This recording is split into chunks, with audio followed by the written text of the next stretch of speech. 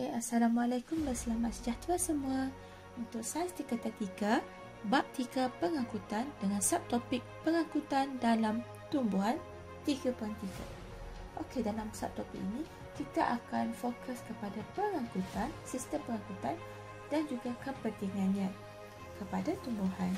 Di sini anda dapat lihat gambar wajah bagaimana air dibekalkan kepada biji benih yang telah pun bercambah sehinggalah membentuk anak pokok yang sangat comel. Okey, jadi bagaimanakah air ini dapat diserap oleh anak pokok ini? Maka di sinilah fungsinya sistem pengangkutan, yang mana air ini dapat diserap dan seterusnya dapat menghasilkan pokok yang besar dengan melakukan proses fotosintesis dan juga bagaimana glukosa yang telah pun dihasilkan daripada fotosintesis dapat dihantar ke bahagian-bahagian tumbuhan yang lain. Okey, jom kita lihat contoh lain bagi pengangkutan. Daripada wajah ini kita dapat lihat ya, bermula daripada gambar ini ya. Okey, yang mana pokok berada dalam keadaan normal yang segah. Kemudian selepas beberapa hari tidak disiram air, jadi ia menjadi layu kerana kekurangan air, dan air juga keluar melalui proses transpirasi. Jadi pokok kehilangan air. Tetapi apabila mula disiram dengan air, apa yang berlaku ialah pokok itu kembali segar dan sel-selnya kembali segar. Dan inilah fungsi pengangkutan yang mana dapat mengangkut air kepada seluruh bahagian tubuh.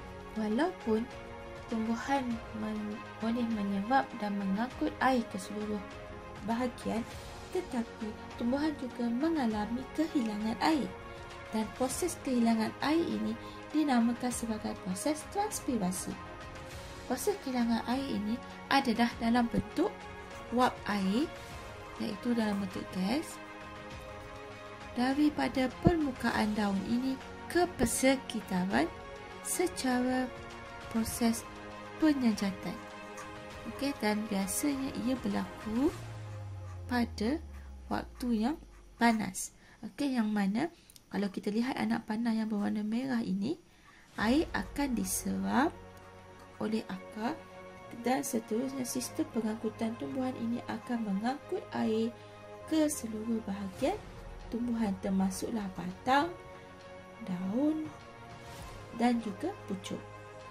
Tetapi air itu kemudiannya dikeluarkan melalui proses transpirasi ke persekitaran menjadi wap air.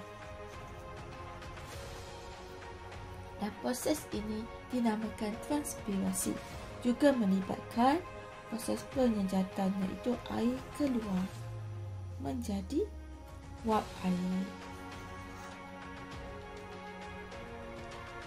Jadi air diserap oleh akar melalui proses osmosis, seterusnya diangkut melalui sistem pengangkutan ke seluruh bahagian daun, seluruh bahagian pokok. Tetapi daun merupakan tempat yang paling banyak kehilangan air. Okey, jadi proses transpirasi adalah tinggi di bahagian daun, permukaan daun. Baiklah, sekarang mari kita lihat apakah contoh-contoh proses yang menyebabkan kehilangan air berlaku pada tumbuhan. Okey, proses yang pertama adalah proses transpirasi dan yang kedua adalah proses gutasi. Kedua-dua proses ini adalah sangat berbeza, tetapi persamaan yang sama ialah kedua-duanya menyebabkan kehilangan air pada tumbuhan. Okey, jom kita lihat apakah yang membezakan proses transpirasi dan gutasi ini. Transpirasi ini berlaku di liang-liang stoma pada permukaan daun. Okey, sementara gutasi ini pula berlaku pada hidatot. Sebentar, nanti cikgu akan terangkan apakah dia hidatot ini. Okey, kita lihat dulu kepada stoma yang boleh menyebabkan proses transpirasi ini berlaku. kita dapat lihat di sini ya, cikgu sharekan dua gambar stoma. Yang pertama adalah dalam keadaan liang stoma yang terbuka.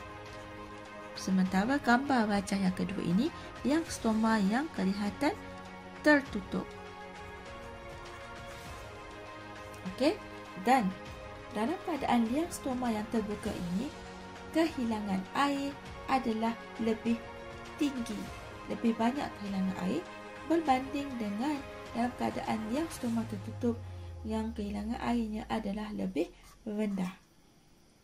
Okey, dan dalam keadaan yang kehilangan air banyak ini berlaku, liang stoma terbuka adalah pada waktu siang, yang mana sebenarnya proses osmosis berlaku ya, kerana proses fotosintesis berlaku pada waktu siang di mana ada cahaya matahari.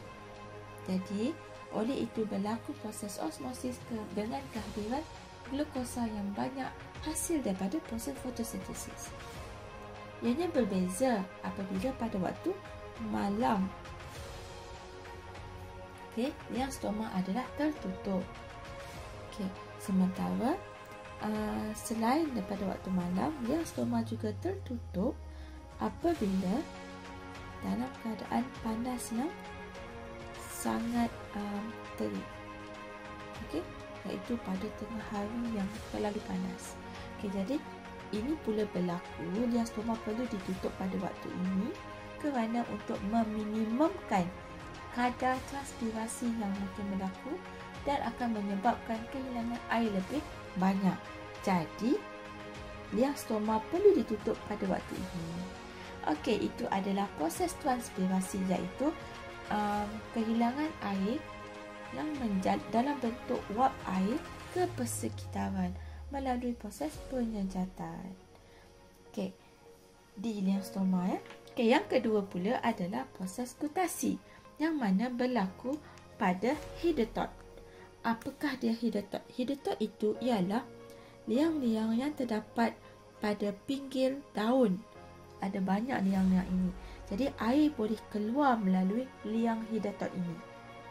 Okey, jadi proses kehilangan air melalui liang hidetot ini dinamakan sebagai proses gutasi, ataupun nama lainnya ialah pelembakan.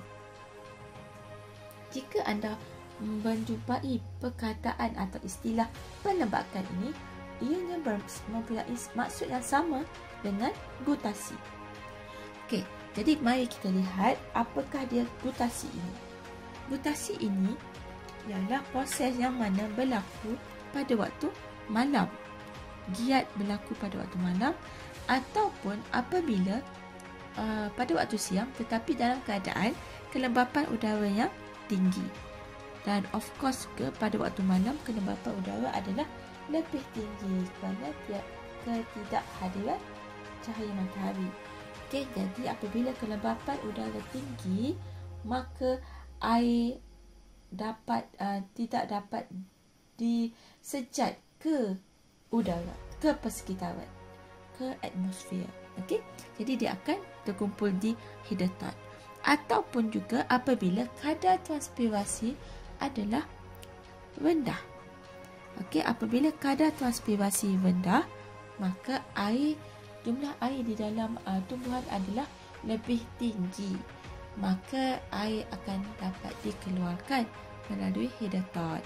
Dan of course, proses gutasi ini hanya melalui hidetot pada pinggir daun. Okey, inilah dia maksud proses gutasi dan juga keadaan situasi yang akan berlakunya proses gutasi ini. Okey, di sini cikgu nak sharekan dengan anda perbezaan antara gutasi dan juga embun, kerana kita kerap kali keliru ya, apakah sebenarnya air yang hadir di permukaan daun yang kita boleh dapati pada waktu pagi.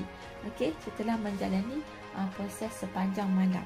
Okey, adakah air itu adalah berasal daripada gutasi, pelembakan, ataupun mungkin juga air itu sebenarnya adalah air embun.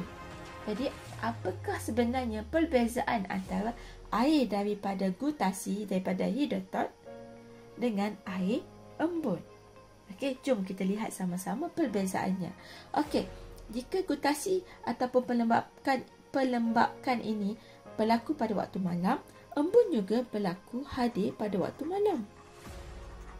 Okey, iaitu sama ya, masa yang sama. Okey, tetapi embun ini sebenarnya berlaku hasil daripada proses kondensasi.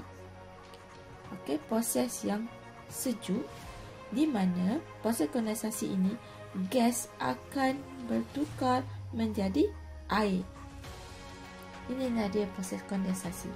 Okey, ini bermaksud gas ini ialah embun ini berasal daripada wap air yang sebenarnya berasal daripada atmosfera pada waktu malam yang disejukkan tanpa kehadiran matahari.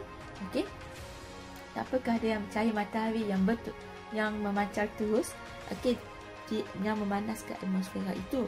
Jadi disebabkan pada waktu malam cuaca adalah lebih sejuk, maka wap air ini berubah menjadi air. Dan itulah dia proses kondensasi yang mana air ini seterusnya akan dikumpulkan di permukaan daun. Jadi kita dapat lihat di sini ya, perbezaan yang sangat ketara antara gutasi dengan embun.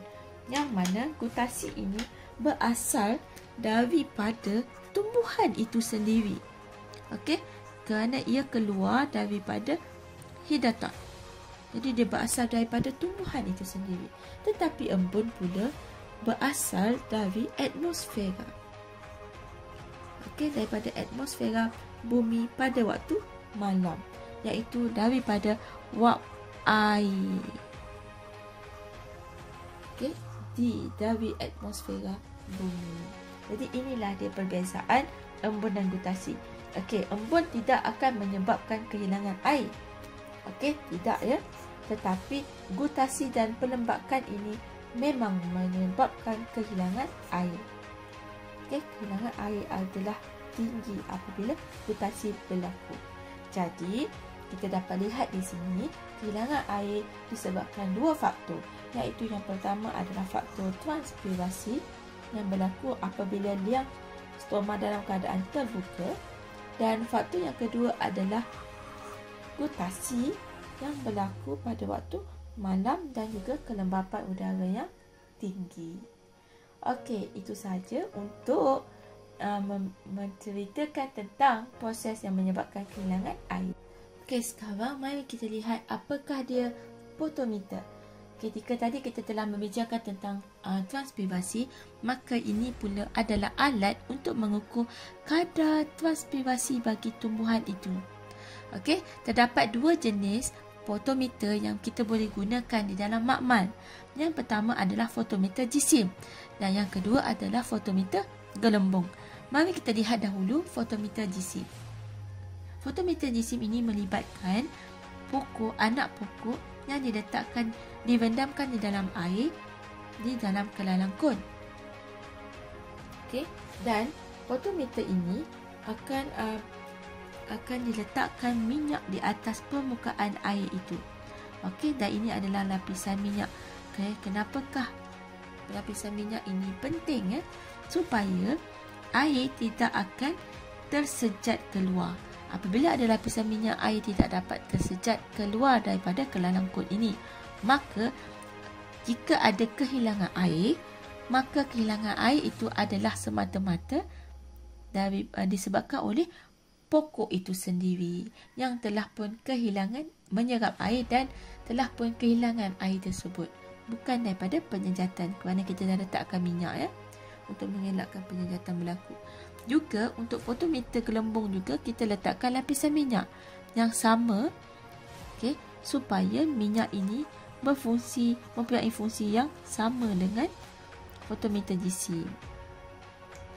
Okey, jadi proses penyejatan kita tak nak proses penyejatan berlaku. Okey, ini adalah fungsi kita letakkan minyak. Okey, jadi kita fokus balik kepada fotometer jisim tadi. Dan kita ke semua ini, fotometer ni kita akan letakkan di atas neraca elektronik untuk kita ukur jisim kehilangan air lah. Okey, nanti. Okey, jadi untuk fotometer jisim ini, pengukuran adalah mengikut kadar jisim. Dia hanya fokus kepada jisim, air yang diserap oleh tumbuhan. Jadi kita hanya fokus kepada jisim. Sebab tu kita letak nama baca elektronik. Jadi kita akan buat bacaan awal.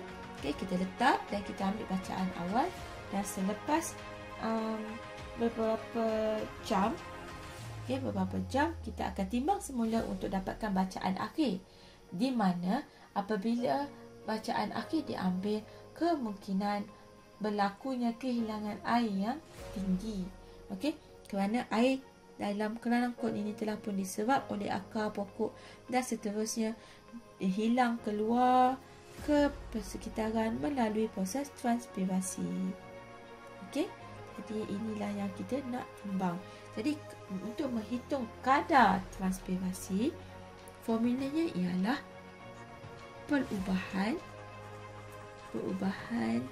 jisim fotometer, okey, ataupun isi air lah.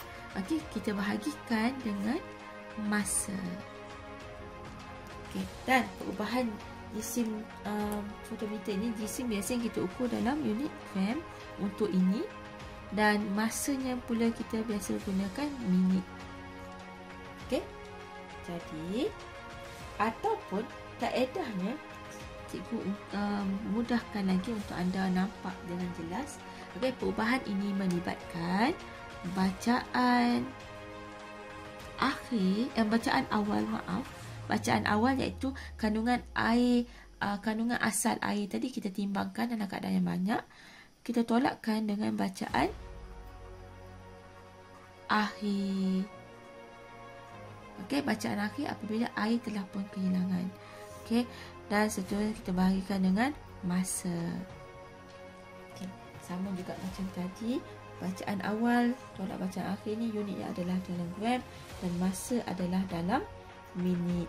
Jadi kadar ini akhirnya akan diukur. Okey, nilainya dan unitnya adalah gram per minit. Okey, jadi nanti kita akan belajar bagaimana kita nak menghitung kadar transpirasi menggunakan fotometer jisim. Satu lagi jenis fotometer ialah fotometer gelombang. Okey, ianya sama juga seperti mana fotometer jisim, kita letakkan minyak supaya air tidak tersejat keluar. Okey, kemudian tetapi fotometer gelombang ini memerlukan pembaris sebagai alat pengukurnya dan juga tiub kapilari. Okey, untuk kita melihat di manakah gelembung udara bergerak sebanyak berapa isi padunya. Okey, jadi jika gelembung udara bergerak asalnya di sini, maka kita akan lihat bagaimana dia bergerak makin ke arah kiri, ke arah tumbuhan. Itu bermaksud air ini telah pun diserap oleh pokok itu. Kerana dia telah bergerak, asalnya gelembung udara di X, kemudian dia bergerak ke Y. Jadi daripada jarak X ke Y ini, kita akan hitung panjangnya dan kita anggap dia sebagai isi padu air yang telah pun diambil oleh, diserap oleh pokok, dan seterusnya akan hilang ke persekitaran akibat proses transpirasi. Jadi kadar transpirasi ini diukur berdasarkan isi padu pada yang ditunjukkan oleh gelembung udara pada tiub kapilari ini. Okey, jadi jika fotometer jisim mengukur kadar transpirasi berdasarkan jisim, fotometer gelombang pula mengukur kadar transpirasi berdasarkan isi padu air yang diserap. Di sini cikgu nak share pula faktor yang mempengaruhi transpirasi. Kita ada 4 faktor yang mempengaruhi transpirasi sebenarnya. Okey, banyak Okey, faktor yang pertama adalah suhu. Okey, suhu persekitaran. Yang kedua pula adalah pergerakan udara, iaitu kita juga kenali sebagai angin. Seterusnya adalah keamatan cahaya. Okey, kewujudan cahaya matahari yang banyak ataupun sedikit, ataupun mungkin ketiadaan cahaya iaitu pada waktu malam. Okey, dan seterusnya adalah kelembapan udara. Okey, yang mungkin berbeza daripada segi kedudukan lokasi ataupun pada waktu. Okey, waktu siang ataupun waktu malam. Seperti mana ya, kelembapan udara ni adalah tinggi pada waktu malam.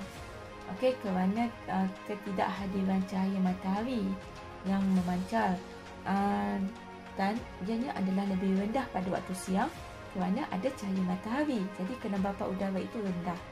Juga lokasi juga menyumbang kepada perbezaan kelembapan udara. Okey, di hutan kelembapan udara adalah lebih tinggi berbanding dengan di kawasan bandar. Okey, jadi keempat-empat ini, faktor ini mempengaruhi transpirasi, kadar transpirasi. Okey, jom kita lihat bagaimanakah ianya mempengaruhi transpirasi. Okey, kita lihat dulu faktor yang pertama iaitu suhu. Apabila suhu bertambah ataupun suhu tinggi, kadar transpirasi juga akan bertambah. Okey, pada waktu siang contohnya suhu adalah lebih tinggi kerana lebih panas, maka kadar transpirasi juga bertambah dengan kehilangan air yang lebih banyak ke persekitaran kerana persekitaran yang lebih panas. Yang kedua adalah pergerakan udara iaitu angin. Apabila angin banyak, pergerakan udara tinggi, maka kadar transpirasi juga adalah tinggi. Okey, angin dapat menolak air yang berada berhampiran dengan permukaan daun, maka air akan dikeluarkan bagi menggantikan.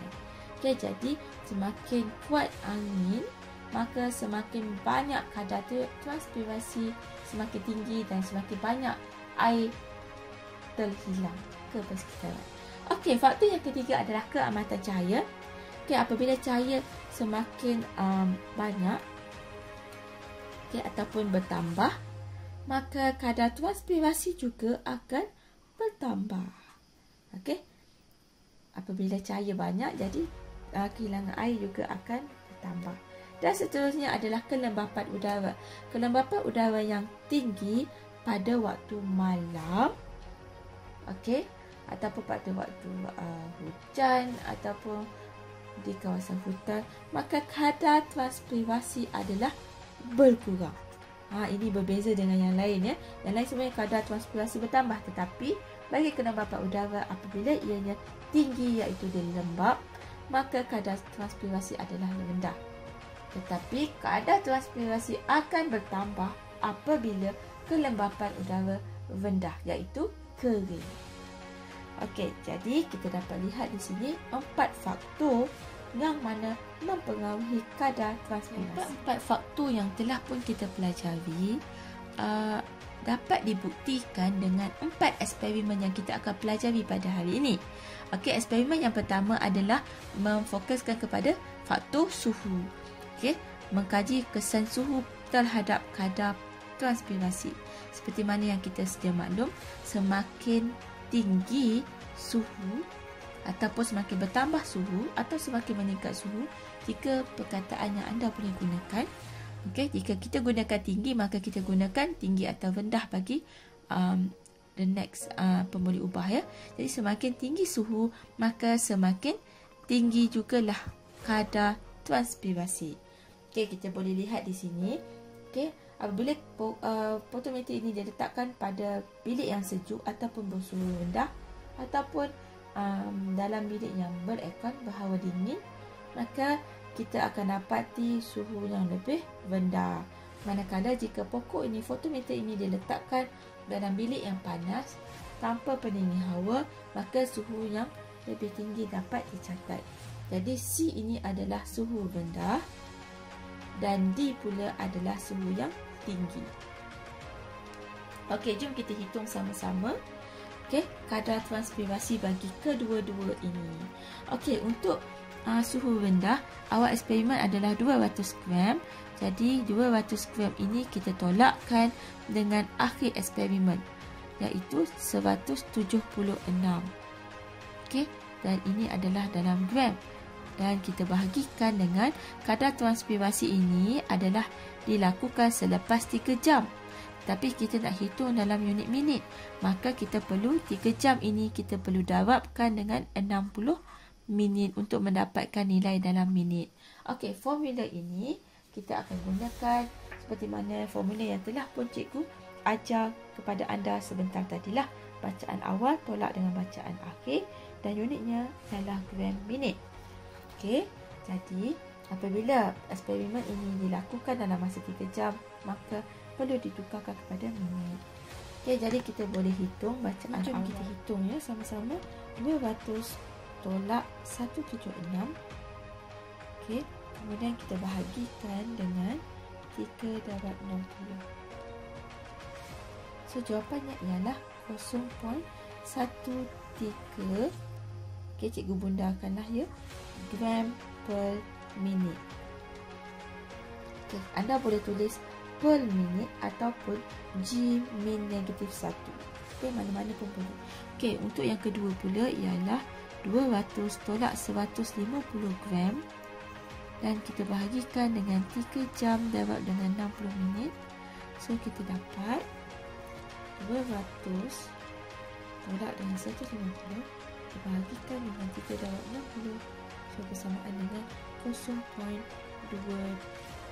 Cikgu bundakan ya, iaitu gram per minit. Okey, jadi daripada bacaan ini anda dapat dapati bahawa pada suhu tinggi kadar transpirasinya adalah lebih besar berbanding dengan pada kadar transpirasi pada suhu yang lebih rendah. Jadi suhu yang lebih rendah, kadar transpirasinya adalah rendah juga. Jadi hipotesisnya ialah semakin tinggi suhu, semakin tinggi kadar transpirasi. Dan ianya terbukti. Okay, faktor yang kedua adalah faktor pergerakan udara. Okay, tujuannya adalah untuk mengkaji kesan pergerakan udara terhadap kadar transpirasi. Jadi mari kita hitung kadar transpirasi yang berlaku di sini. Okay. Selepas 3 jam eksperimen ini dijalankan. Untuk E, iaitu dalam keadaan ketiadaan angin, fotometer ini diletakkan tanpa kehadiran kipas. Okay. Sementara untuk F ini pula, okay, fotometer ini diletakkan hampiran dengan kipas. Jadi terdapat angin. Okay, jadi terdapat pergerakan udara di F ini. Okay, jom kita hitung kadar transpirasi selepas 3 jam. Okey, so eksperimen awal ni, bacaan awal semuanya adalah dalam 200 gram. Jadi akhirnya adalah 180 bagi ketiadaan angin. Jadi kita tolak dengan 180 bagi dengan 3 jam darab dengan 60 minit. Okay, dan ini adalah dalam unit gram. Sama juga dengan bawah ni. Okey, cikgu tulis dengan laju lah ya. Okey, jadi kita boleh hitung kedua-duanya. Okey, 200 tolak 180 dibahagikan dengan 3. Jawapannya adalah 0.11 G minit negatif 1. Okey, yang kedua pula adalah 200 tolak 160. Kemudian kita bahagikan dengan 3 darab 60. So, kita dapat jawapannya adalah 0.22 G minit negatif 1. Okey, jadi apabila kita buat perbandingan di sini, okey, kita dapat lihat ini adalah nilai yang lebih besar, iaitu dengan kehadiran angin. Maka kehadiran angin akan menyebabkan kadar transpirasi yang lebih tinggi berbanding dengan ketiadaan angin yang kadar transpirasinya adalah lebih rendah. Jadi kita dapat simpulkan di sini bahawa semakin tinggi pergerakan ataupun semakin bertambah pergerakan udara, semakin tinggi kadar transpirasi atau semakin tinggi kadar transpirasi. Bertambah atau tinggi atau meningkat, maka dah terbukti. Okey. Kita seterusnya kita tengok pula eksperimen yang Untuk faktor yang adalah faktor keamatan cahaya, faktor yang ketiga. Dalam untuk mengkaji kesan keamatan cahaya di sini. Okey, jom kita lihat dulu. Okey, cikgu gunakan A dan B. Okey, eksperimen yang A ini adalah dalam keadaan keamatan cahaya yang tinggi, iaitu kita letakkan berhampiran dengan tingkap yang membenarkan cahaya daripada matahari masuk. Okey, yang kedua adalah eksperimen B. Okey, kita namakan sebagai eksperimen B, iaitu dalam keadaan keamatan cahaya yang rendah di mana fotometer ini kita letakkan di dalam almari yang gelap. Okey, jadi kita boleh hitung kadar transpirasi selepas 3 jam. Okey, kita mulakan dengan bacaan awal tolak dengan bacaan akhir. Okey, kemudian 3 jam kita darabkan dengan 60 minit. Sama juga dengan ketiadaan cahaya. Okey, kita tolak bacaan awal tolak bacaan akhir dan seterusnya bahagikan dengan masa dalam minit. Okey, kemudian dah siap formula, kita boleh hitung. Boleh hitung sama-sama ya. Okey, jawapannya adalah 0.22 gram per minit. Okey, manakala untuk dalam keadaan ketiadaan cahaya ataupun keamatan cahaya yang rendah, sebenarnya cahaya yang lebih rendah lah. Kadang-kadang kita masukkan dalam almari pun masih ada sedikit cahaya boleh masuk kan. Jadi kita gunakan istilah keamatan cahaya rendah ya. Atau jika sememangnya almari yang kita gunakan itu adalah gelap cahaya, maka memang tiada cahaya, memang tiada cahaya lah, kita boleh tulis ya. Okey, jadi di sini kita hitung sekali lagi. Satu dapat mana, dibahagikan dengan 3 dapat mana 2. So kita dapat 0.08 gram per minit. Okey, jadi bacaannya sangat-sangat rendah yang kita dapat bagi ketiadaan cahaya ataupun mungkin dalam keadaan cahaya yang rendah. Cikgu tulis kat sini ya, keamatan cahaya yang rendah. Okey, jadi dalam keadaan ini, ketiadaan cahaya ataupun cahaya yang rendah, kadar transpirasinya adalah sangat-sangat rendah berbanding dengan kehadiran cahaya ataupun ketika terdedah kepada cahaya matahari, kadar transpirasi ataupun kehilangan airnya adalah tinggi. Jadi kita boleh tuliskan di sini, buat hipotesis, semakin tinggi keamatan cahaya, maka semakin tinggi jugalah kadar transpirasi. Akhir yang kita akan bincangkan ialah eksperimen bagi membuktikan tentang faktor kesan kelembapan udara terhadap kadar transpirasi. Faktor yang keempat. Okey, jadi kita lihat untuk eksperimen G, kelembapan udara adalah tinggi, iaitu kita biarkan fotometer jisim ini diletakkan di atas meja di dalam makmal kita. Okey, jadi dalam keadaan ini kelembapan udara adalah tinggi berbanding dengan fotometer H yang mana kelembapan udara adalah rendah kerana kita tutupkan pokok ini dengan beg plastik. Okey, di dalam plastik ini pula kita akan letakkan kalsium klorida kontang. Okey, cikgu besarkan tulisannya.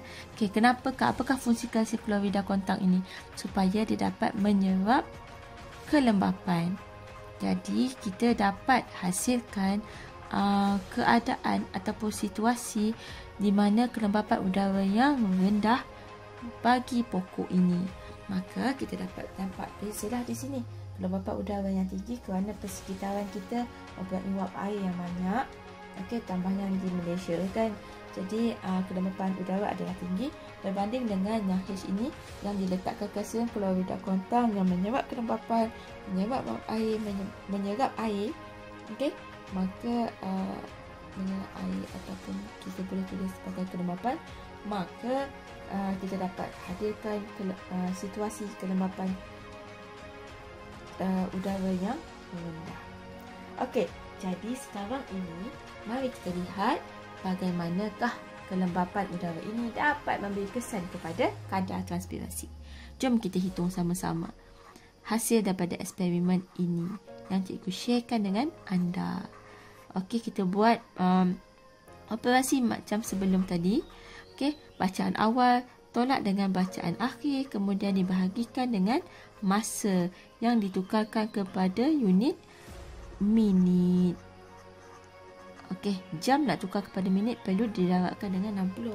Okey, kita hitung sama-sama 200 tolak 180.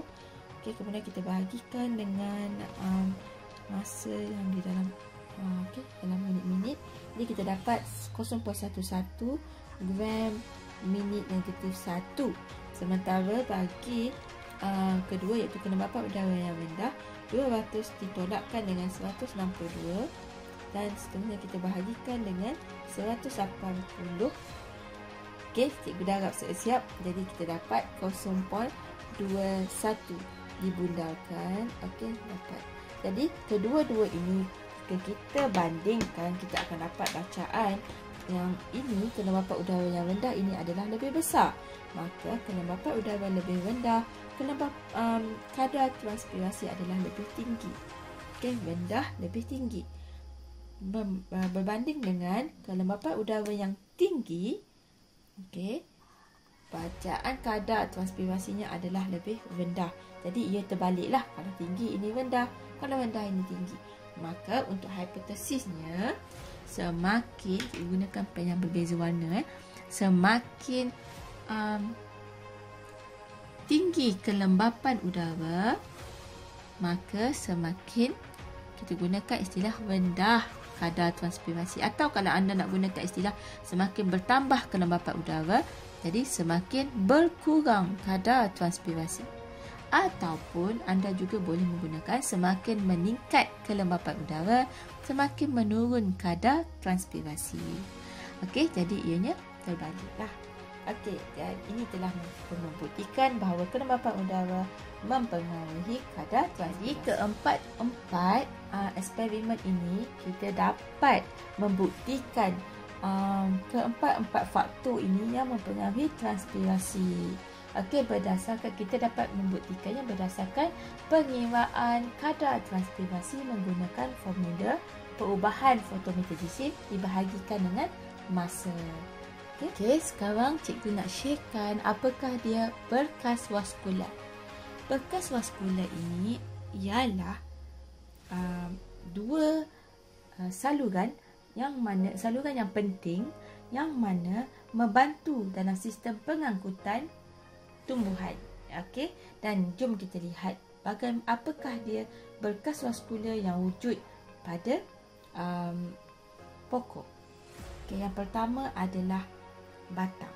Okey, ini adalah keratan rentas batang yang cikgu nak sharekan dengan anda, yang mana terdiri daripada banyak berkas vaskular.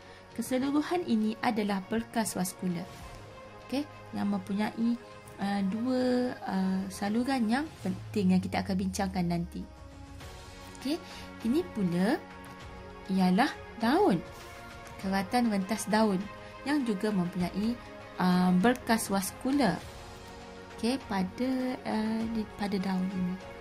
Dan seterusnya ialah ini adalah akar, juga mempunyai berkas vaskular di tengah-tengahnya. Okey, akar berbentuk seperti bintang. Okey, 4. Okey, manakala batang bentuk seperti ini, okey, yang berkas vaskular mengelilingi batang. Okey, dan seterusnya pada daun ada banyak berkas vaskular di sekitar daun dan ianya besar di bahagian tengah daun. Baik, sekarang cikgu akan menerangkan tentang berkas vaskular dengan lebih detail lagi. Okey, berkas vaskular ini terdiri daripada dua tisu pengangkutan yang cikgu cakap membentuk seolah-olah dua saluran di dalam tumbuhan kita untuk mengangkut keperluan. Okey. Jadi, tisu yang pertama yang cikgu nak share dengan anda ialah kita kenali sebagai xilem. Xilem. Xilem. Okey, dan fungsinya ialah hanya memfokus untuk mengangkut air dan juga garam mineral. Okey, kedua-dua ini kita sedia maklum bahawa kita boleh dapati daripada tanah. Okey, jadi apabila kita dapati daripada tanah, maka xylem ini akan mengangkut kedua-dua ini daripada akar ke daun. Dan air dan garam mineral ini sebenarnya penting untuk melakukan proses fotosintesis dan juga untuk tumbuhan menggantikan kehilangan air akibat transpirasi ataupun juga mungkin akibat gutasi. Okey, jadi xylem ini sangat penting kerana mengangkut air dan garam mineral yang merupakan faktor penting bagi fotosintesis. Yang kedua pula, bagi berkas vaskular ialah kita kenali sebagai phloem. Phloem. Okey, jika xylem mengangkut air dan garam mineral, phloem pula fokus kepada mengangkut makanan yang telah pun berjaya dihasilkan daripada proses fotosintesis. Ataupun selain daripada itu, kita juga boleh sebut glukosa ataupun sukrosa. Okey, ada 3 lah yang anda boleh gunakan istilahnya, tapi ianya adalah makanan yang dihasilkan, adalah hasil, kesemuanya adalah hasil fotosintesis. Okey, jadi makanan yang dihasilkan daripada fotosintesis ini adalah didapati daripada daun, kerana dekat daun lah berlakunya proses fotosintesis dengan banyak, kerana daun berwarna hijau, mempunyai klorofil dan boleh melakukan fotosintesis. Okey, jadi dia akan angkut daripada daun ke bahagian-bahagian tumbuhan yang lain yang memerlukan glukosa dan sukrosa ini. Bahagian-bahagian tumbuhan tersebut. Okey, jadi kita boleh tengok kat sini lah. Okey, jadi kat sini cikgu nak share. Sini adalah xylem. Jadi dia akan angkut air daripada akar. Okey, katakanlah ini adalah batang pokok dan ini adalah akar. Jadi dia akan bawa daripada akar air daripada tanah. Okey, so air, garam mineral. Okey, garam mineral daripada tanah naik ke atas dan memasuki xylem, terus ke bahagian-bahagian pokok yang lain. Okey, sementara pula bagi phloem, ia akan mengangkut okey, ini adalah daun. Okey, kita ada berlakunya fotosintesis di sini. Jadi kandungan makanan adalah tinggi. Makanan yang terdiri daripada glukosa ataupun sukrosa. Okey, hasil daripada proses fotosintesis. Okay, maaf salah hija. Okay. Jadi makanan ini dibawa oleh, kita gunakan pen yang berwarna merah, dibawa oleh phloem. Okay, masuk ke phloem ke seluruh badan, dan ianya mungkin boleh melalui ke sini, ke bawah sehinggalah ke bahagian akar dan terhasilnya ubi. Okay, iaitu kanji, hasil daripada pengumpulan makanan tadi. Atau juga boleh diangkut daun-daun ini ke atas, okay, untuk sampai ke buah. For example, di sini kita boleh nampak buah apple contohnya kan. Okay, jadi kita boleh, jadi dia berkumpul kat sini dan sebagai sukrosa, iaitu buah apple yang manis. Jadi kita boleh nampak kat sini phloem adalah boleh mengalir melalui dua hala, dua aliran. Okey, sama ada ke bawah ke akar ataupun ke atas ke buah-buahan. Okey, tetapi xylem ini hanya fokus ke satu aliran sahaja, kerana air dan garam mineral datang daripada bawah. Okey, itu adalah beza antara xylem dan. Jadi di sini cikgu nak sharekan kembali aliran xilem dan flower. Okey, gunakan pen biru ini untuk xilem sebab dia mengangkut air kan. Jadi ini air akan diangkut plus garam garam mineral diangkut daripada mineral. Okey, diangkut daripada sini melalui xilem dan naik ke atas. Okey, naiklah ke atas dah dihantar ke seluruh pokok. Sehinggalah ke pucuk. Ke seluruh, maksudnya ke daun-daun lah. Okey, sementara yang berwarna merah ini pula ialah makanan. Makanan ataupun sukrosa. Okey, glukosa. Okey, dia ada banyak dekat daun. Okey, contohnya dekat sinilah daun ni. Okey, jadi cikgu tunjukkan daun ni lah contohnya ya. So, makanan tadi akan mengalir, dibawa, disalurkan ke bawah. Okey, cikgu ulang sekali lagi ke bawah dan seterusnya pergi ke akar dan membentuk ubi. Seterusnya juga, dia juga boleh naik ke atas. Okey, dan membentuk buah. Buah strawberry, buah apple, kesemuanya memerlukan makanan, okey, untuk membentuk buah. Jadi kita boleh nampak dekat sini jelas yang berwarna merah ini boleh ke bawah dan boleh ke atas, tetapi yang berwarna biru hanya boleh ke atas saja. Itu maksudnya 2 aliran dan 1 aliran. Okey. Jadi yang berwarna merah ini ialah diangkut oleh flower. Sedangkan yang berwarna biru ini diangkut oleh xilem. Sekarang cikgu nak sharekan dengan anda keratan wentas, daun, batang dan akar yang mana kita akan potong nipis, okey, sehingga kita dapat keratan wentas yang nipis bagi daun, batang dan akar ini dan boleh dilihat di bawah mikroskop. Okey, jom kita labelkan apakah yang ada di sini. Macam yang cikgu bagi tahu tadi, berkas vaskular adalah ini ya. Okey, ada banyak. Okey, dan dia terdiri daripada 2, iaitu yang berwarna biru ini dan satu lagi yang berwarna merah. Okey, yang berwarna biru ini dinamakan dia sebagai xilem. Okey, dan sementara yang merah ini, yang di bawah ini ya, adalah flower. Okey, mudah saja. Okey, ini adalah untuk daun. Okey, sementara batang pula pun buat yang sama dan batang ini bentuknya bekas vaskular akan disusun dalam bentuk bulatan, okey, di dalam batang. Jadi ini adalah salah satu bekas vaskularnya yang mana ada warna biru, okey, dan seterusnya ada warna merah. Warna biru terletak di kawasan berhampiran dengan kawasan tengah, iaitu kita kenali sebagai empulo. Okey, jadi yang warna biru ini adalah xilem. Xilem, manakala yang berwarna merah di bahagian luar ini adalah flower. Ini bermaksud xilem berada di bahagian yang cikgu lorikkan tadi, di bahagian tengah, manakala flower di bahagian luar. Okey. Okay, akar juga sama.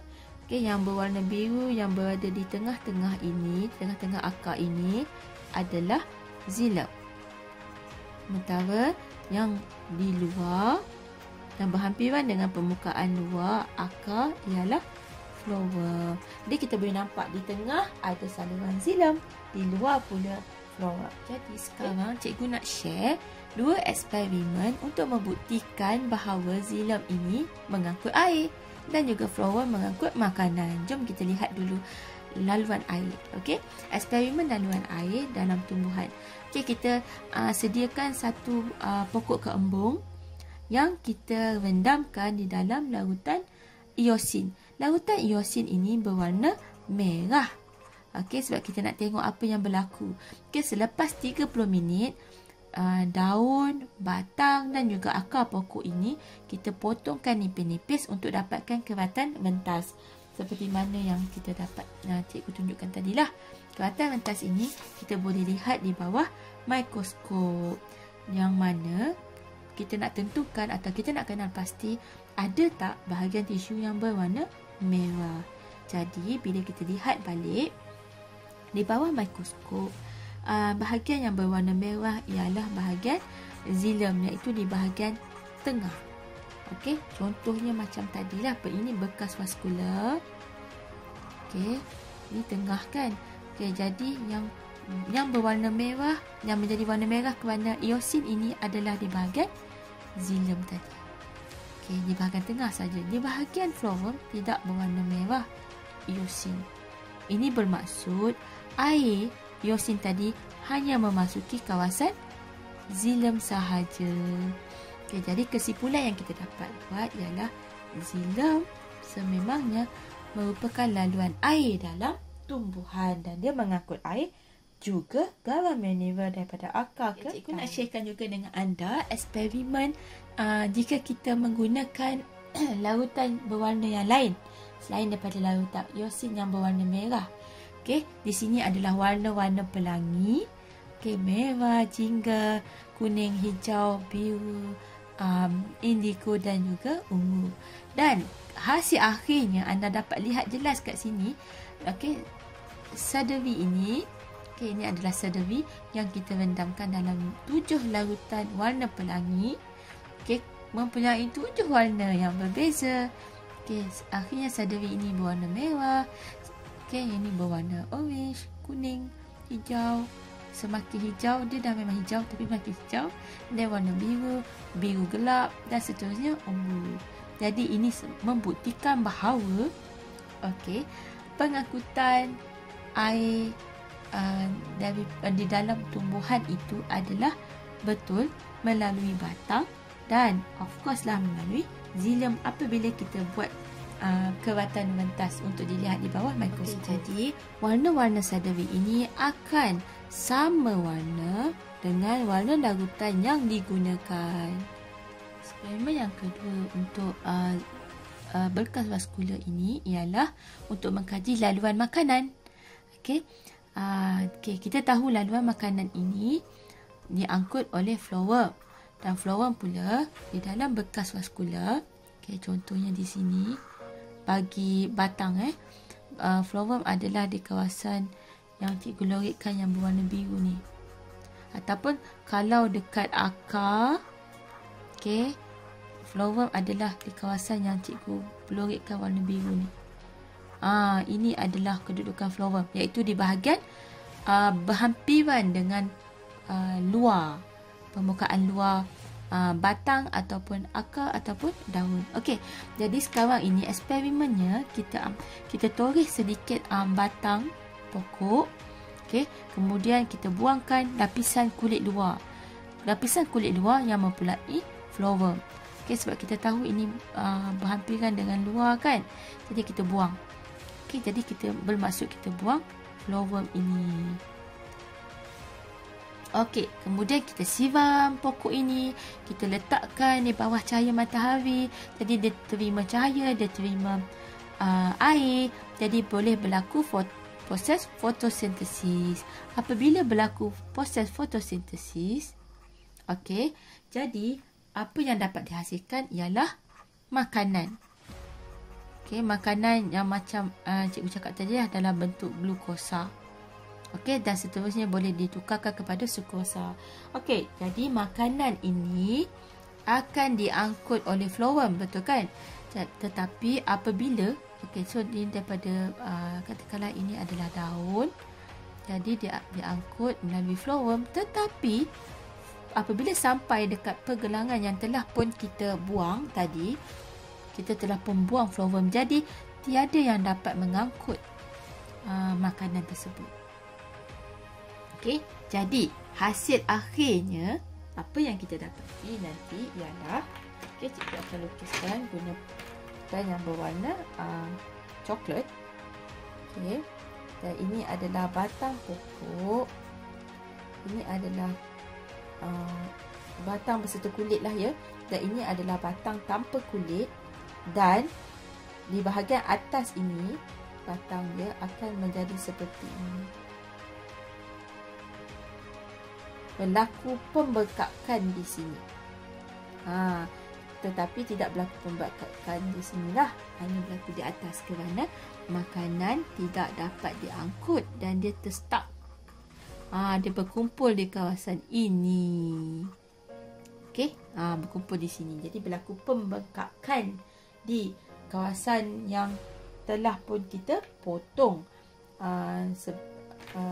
kulitnya tadi. Okey.